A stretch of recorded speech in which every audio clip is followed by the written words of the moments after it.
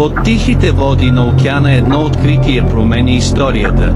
Циклопски структури изникват от бездната, противоречащи на всички археологически обяснения.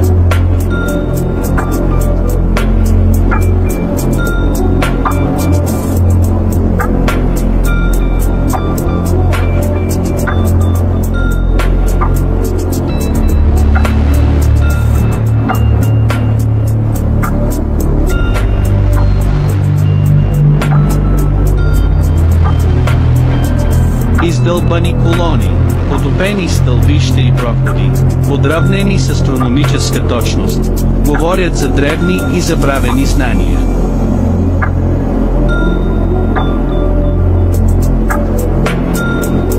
Морската ерозия не успя да изтрие геометричните надписи, които предизвикват езици, които не са записани от съвременното човечество.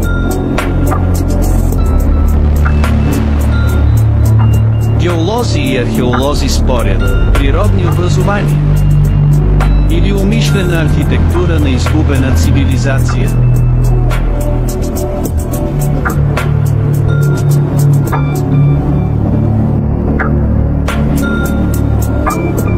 Архитектурата напомня разказите на Платон, напреднал град, огълнат от морето след катаклизъм.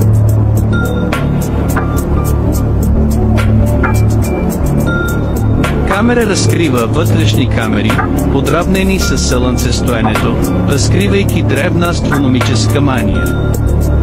Звездна карта върху каменна мозайка показва разместени съзвездия, сякаш градът е по-стар, отколкото сме смятали за възможно. Датировките предизвикват официалната хронология, структурите може да са на повече от 12 000 години.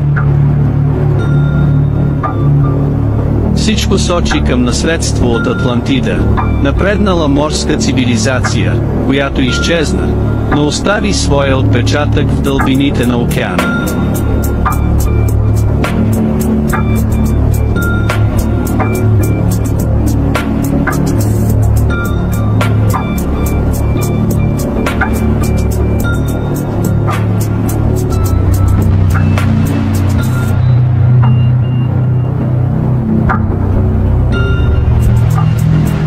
Ако Атлантида не беше мит, а предупреждение. Под вълните историята все още диша.